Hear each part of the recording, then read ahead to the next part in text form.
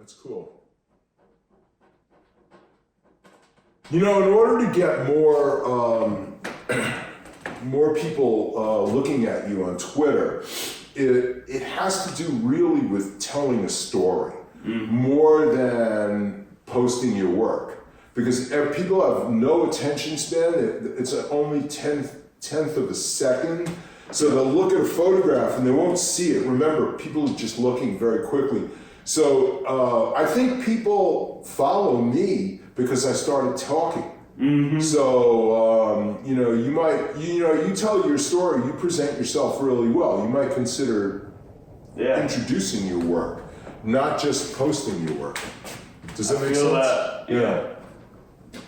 Very much so. You should think about that. Like, since you're not hiding, doxed, like you could present who you are, where you come from. Because actually, if you think about it, in the process of just talking to me, you told me about everywhere, like where you're from, your family, your marriage, the Cancer Alley, so it's geographical too. That's really important, I think.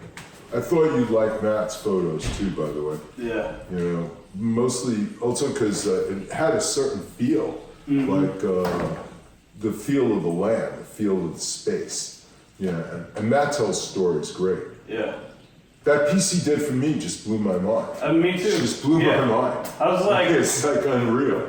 I borderline got mad at Twitter for that one because when I first clicked it, I was like, don't compress this. Right. Yeah. Because there were so many little particles and fine details. Yeah. I'm like, man, I just want to blow this up and see it. Yeah, that's a really amazing piece. Because I always like drawing my friends. Yeah. So. Somebody had asked me, like, how'd you even come up with that idea?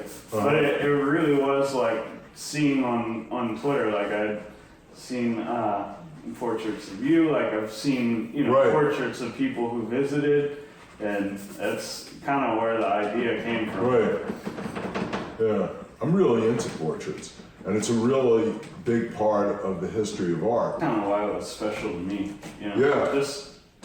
Just given the lore of, where we are in the space, like how everybody's so interconnected, but it's so early to have a piece to look back on. I saw a pair the other day, too. Who? Ready Pair One. Okay, yeah. He was there last night. Yeah. He's a good guy. Yeah. Yeah. He came over, that's how I met Matt Scoble, like last year. So, who'd you mention before? Zigmarian? Yeah, Zigmillion, yeah. Okay. Yeah, he came over with him. You don't have to turn it off. You're the unknown presence. Everyone knows you're filming this. So yeah, he brought over Matt Scoble and a bunch of people, and that was a really great day too. That was really cool. Yeah. That photo actually kind of played into this. That photo was beautiful. Last year I saw it and I was like, man, I wish I was there. Right. And then, a year later I was like, all right, let's just do this.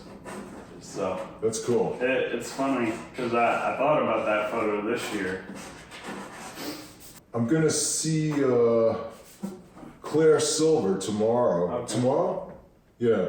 And she's coming to visit. So, but I never planned any events, to tell you the truth, last year or this year.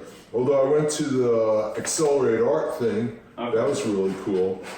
And we went to, actually what was also cool was going to the Station 3 event. Okay. And because there was an old dude there from the brick and mortar art world. And so it was interesting for me to hear, because he's doing some generative piece. Mm-hmm. I was curious of his attitude towards it, but his attitude towards it was basically because he's a conceptual artist, so it just made sense to him. Like he was talking about how he doesn't even need to see the work or choose the work, so he has a conceptual point of view that justified it, kind of. But it was just interesting to me. And Grant Young was on the panel, and there were some other guys like Snowfro. And the day before that, I went to Dmitry Cherniak's studio. So I got a really, really good introduction to generative art. Like I didn't really understand it. I mean, it's easy to understand. Somebody says code makes something visual, but I didn't really, it was easy to see when Dimitri was showing it to me. So and Snowfro talked about it, and so was Tyler Hobbs. So I got a real education about, that was the cool thing about that, and the perspective, you know. So that was really cool. And the day before, I had a long conversation with Grant's a really nice dude. You know, Grant is really, really like totally nice guy. I like Grant a lot. I met him last year too. He's really an incredibly sweet guy. Like at the Station 3 thing. So he was talking about how he got into art. He's a med student. He basically got into art because he wanted to make nice paintings for people in hospitals because the environment was so lousy. He just wanted to give it away. I discovered your the article you had done about artworks from '96. Right. That was crazy. Right. Thanks. Yeah. That was really at the beginning of the whole computer thing, you know?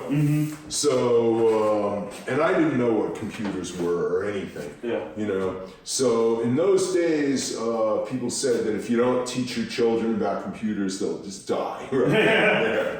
You know, they'll explode. And we homeschooled our kids. So, you know, we just, you know, so I got a computer. And, you know, my oldest was 9 years old at the time, you know, so I got this computer and I didn't know anything about it at all. And so I started, and that was even before the internet, you know, I mean, there was internet, but we weren't hooked up. We didn't even know how. I don't even think that computer came with the modem built in. It was just like, you know, it was like just desktop publishing. Yeah. So I got Photoshop and then a program called Painter. Actually, there was something that happened that was very similar to Web3 in spirit. I don't know if you know that. Do you know what Hotline is? So Hotline was a peer-to-peer protocol where you could transfer files without being detected. Okay. So, because it was peer-to-peer, it was designed by some guy in Australia, and then later it was torrents. Yeah. So the equivalent of torrents, but Hotline was first. So Hotline was my first experience of community. It was just like really community. And it was so everybody had a lot of people had these Hotline servers, and you would just message somebody, and it was all software, illegal software trading. So I said, I'd like Photoshop, and they said, well, what do you have to trade? And I said, I don't have anything, I'm an artist. And I have a drawing, or JPEG. And they said, oh, that's great. And we would trade JPEGs for software, you know, and they were all excited to get a JPEG. It was like crazy. You know, it was like, yeah, it was really wild. It was really very pure. So it was really kind of amazing, you know? So that's how I got all the software, and that's how I could experiment with software. And yeah, that was really kind of a mind-blowing experience. So that was my first experience of kind of internet community. So when was it that you like started getting in the Web3? And what was that transition like? What was the first thing that you saw and you were like, oh, this might be cool? Well, actually, so when the pandemic happened, everything in the art world stopped, and basically everything stopped, you know? So I just thought, you know, like I was just talking to Yanat, we were asking each other about crypto. I was just curious about crypto. And then, actually, I think it was Yanat said to me, you know, you can make crypto by selling your art as NFTs, you know? Well, I don't even remember. Maybe it was it, did you say that? Yeah. I've always felt that, about the art world, I've always felt that the goal, my goal as an artist is to express myself and meaning in a completely unique way, not conform to someone else's idea of what art is. And so whenever you're unique, you're outside of the mainstream, and people and the whatever the conventions are less likely to accept you. So I never dug that. I never liked that. I never felt I fit in. That you can see that in that film in the 70s, like late 70s or early 80s it was. But you can see that. So when I started, so one of the things, the reason I'm talking about the brick and mortar art world is what you don't see is real variety. It's always trends and it's always very controlled. So when I first started looking at NFTs, what blew me away was like, holy shit, there's like so much different stuff. Mm-hmm. And of course, some of it's bad, but there's always bad art. It doesn't matter. But that's the first thing people say when you talk to them about NFTs. They go, oh, I saw all this horrible stuff. So what? You keep looking, you'll find something you like. Mm-hmm. And that was my attitude. I just sort of looked and looked and looked. And then the whole scene changed for me, that it wasn't just, there's a whole, like a sense about it, that like a lot of the stuff that didn't even look good to me in the beginning, I started understanding. Mm-hmm. And I understand that this is actually the art that's being kept out of the art world, and it's valid. Mm-hmm. So I started like enjoying it and every aspect of it and all the variety. So it just was like, and then, in terms of how I always think about the art world, because the art world just restricts people, Web3 doesn't, So Web3 just seemed to me like, wow, this is actually what I've been waiting for my whole life. So, and I know there are the same problems in Web3 that exist in any community. There's like, there can be a group of people that are so-called powerful people with big guns, but that doesn't matter actually. They're like legends unto themselves. There's still the rest of us, and everybody is expressing themselves and showing their work. So I think it's cool. Yeah.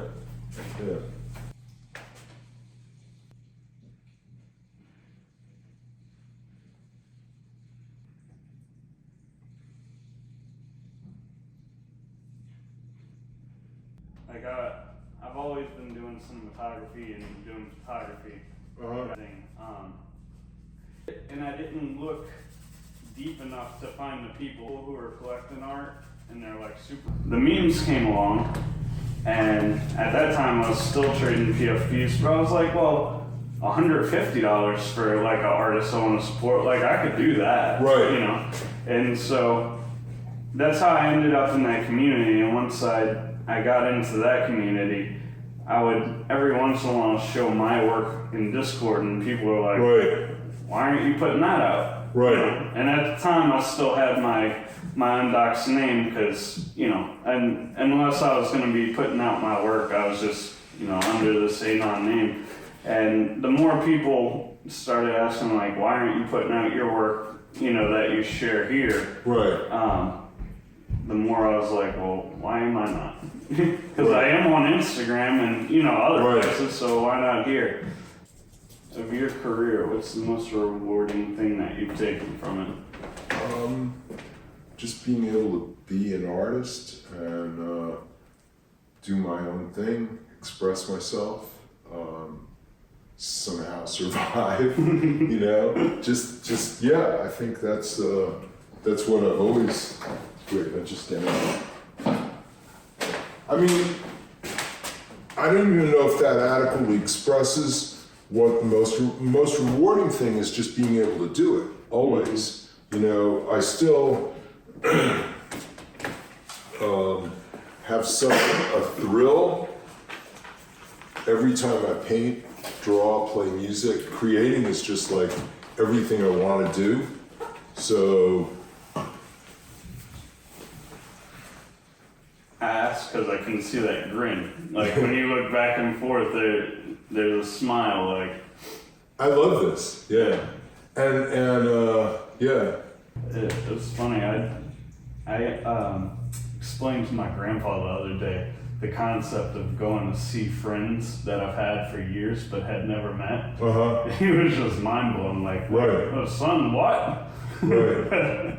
I was like, yeah, I've talked to these people, almost every day for 2 years. Right.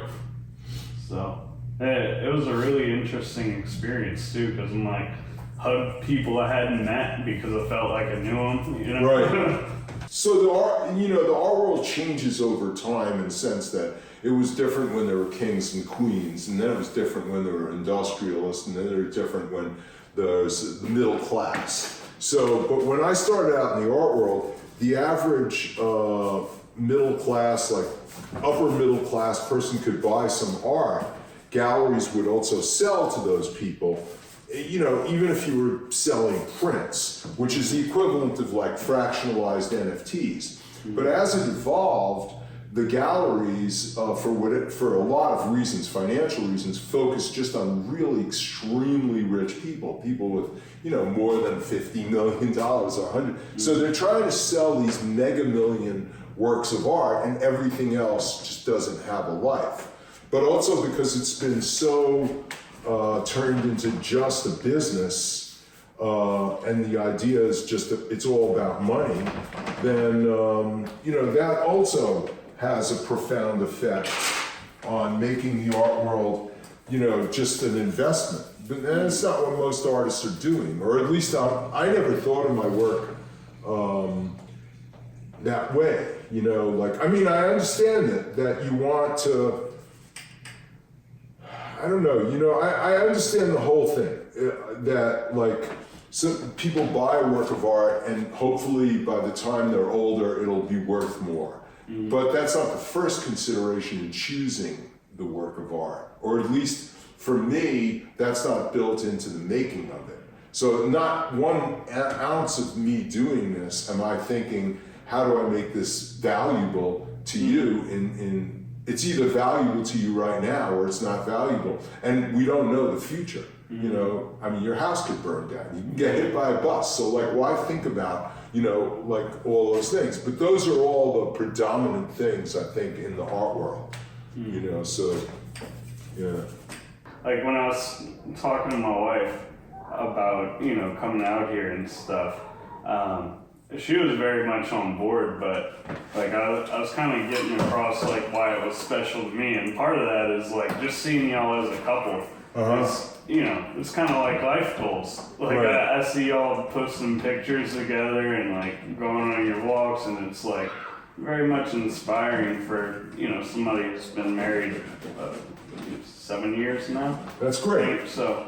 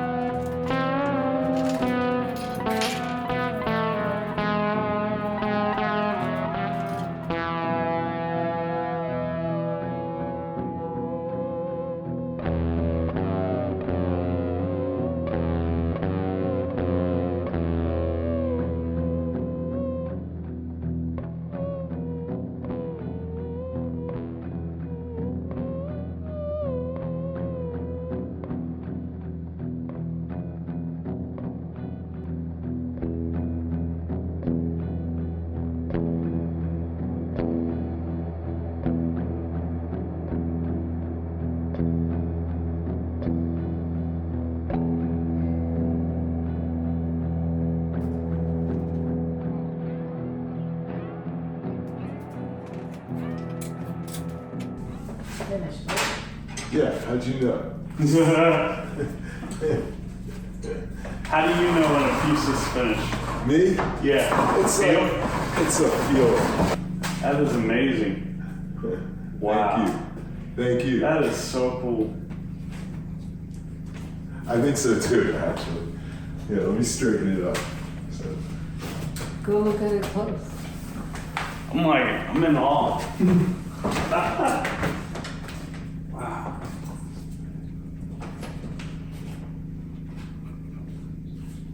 It's straight, right? Yeah. It's crazy.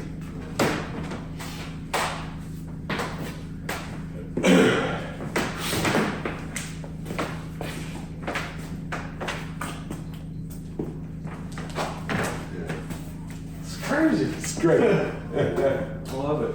Thank you. Yeah. Man, this is gonna be insane. I was very moved by meeting you and talking to you, and you know. Yeah, I think you very much captured the essence of it. And Cool. It's one of those things where it's like, you know, the story behind it, like all of that. It's just gonna mean a lot to be able to That's awesome. look over and see Yeah, it. yeah. And it's, you know,